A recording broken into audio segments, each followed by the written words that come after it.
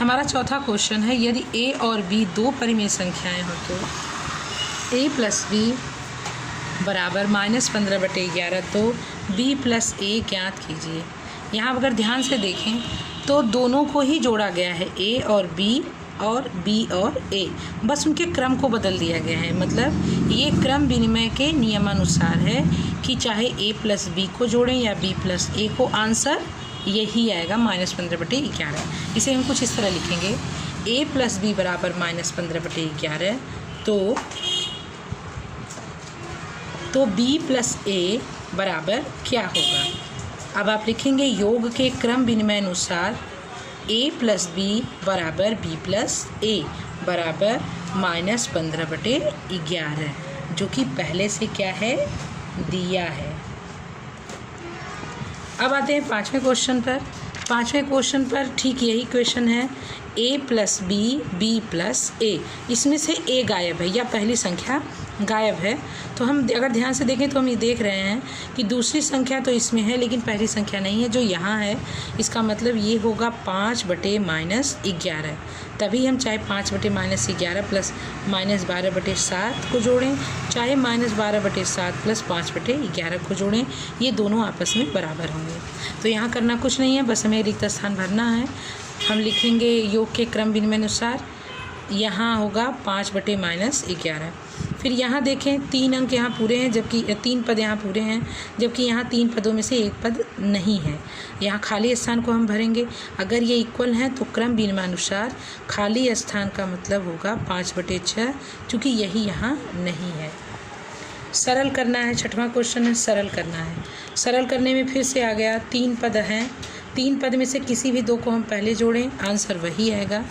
तो हम ये बता दे रहे हैं आपको, मैं पहले से ही लगा चुकी थी, 3/4 प्लस -8/9 प्लस 5/8। अब यहाँ हम पहले इसे जोड़ें या पहले इसे, आंसर एक ही आएगा। तो हम पहले इसे जोड़ लेते हैं। इसे जोड़ने के लिए हम क्या करेंगे, चूँकि हर आपस में बराबर नहीं है इसलिए इनका लघुत्तम समापवर्तन लेंगे, जिन्हें हम LCM भी कहते हैं। लघुत्तम समापवर्तन के लिए क्या करेंगे, 9 को उनके खंडों में बांटेंगे, 3 × 3, इससे छोटा खंड तो हो नहीं सकता। 4 को 2 × 2, फिर इनके खंडों को हम उतार लेंगे और आपस में गुणा करेंगे। 3 × 3 = 9, दूनी 18, दूना 36।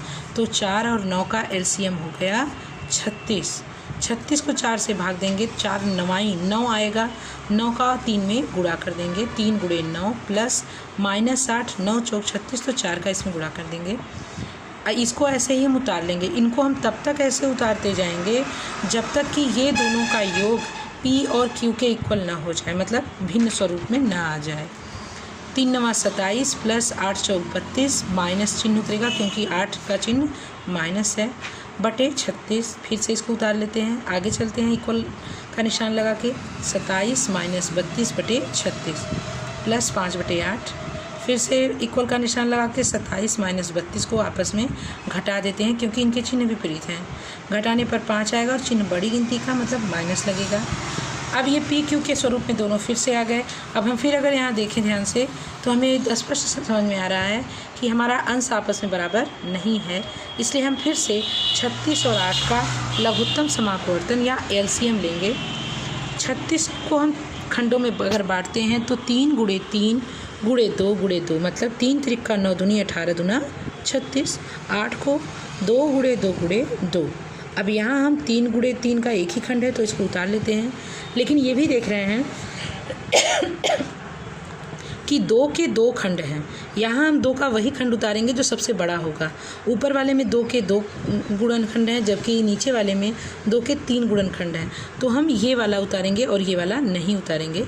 यहाँ 2 के हमने 3 गुणनखंड उतार लिए और 36 में से 3 के गुणनखंड उतार के इन सब का आपस में गुणा किए। 2 दूनी 4, दूनी 8, 3 × 24, 3 × 72। तो इसका लघुत्तम समापवर्तन आया 72।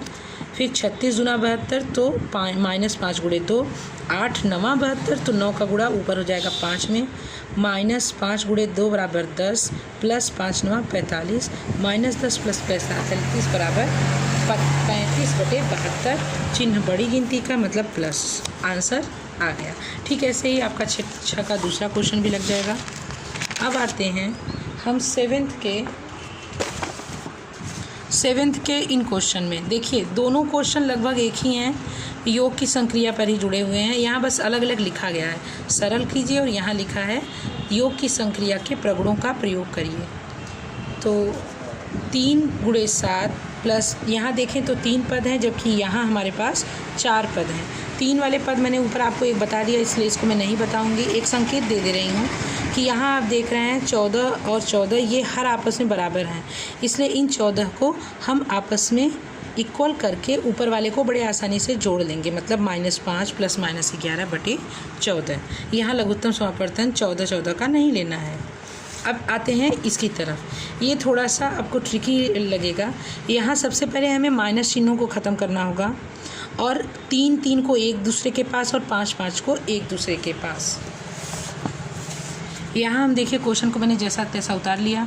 अब 3 और 3 को एक जगह करते हैं और 5 और 5 को एक जगह। 2/5 + 4/-5 -8/-3 + -2/3। इन दोनों के हर समान है, लेकिन हम एक चीज़ और भी देख रहे हैं कि समान होते हुए भी इनके चिन्ह विपरीत हैं। तो यहाँ माइनस से माइनस काट दें अगर, तो ये 8/3 हो जाएंगे और यहाँ माइनस नीचे वाले 5 के माइनस को हम ऊपर भी ट्रांसफ़र कर सकते हैं या -4 भी कर सकते हैं।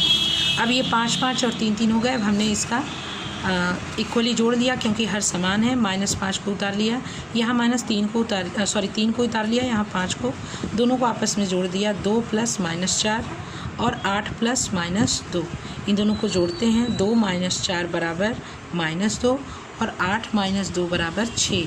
हमें आंसर मिल गया 2/5 -2/5 + 6/3। चूँकि इनके हर आपस में बराबर नहीं है, इसलिए फिर से इनका लघुत्तम समापवर्तन हमें लेना होगा, जिसे एलसीएम कह रहे हैं हम।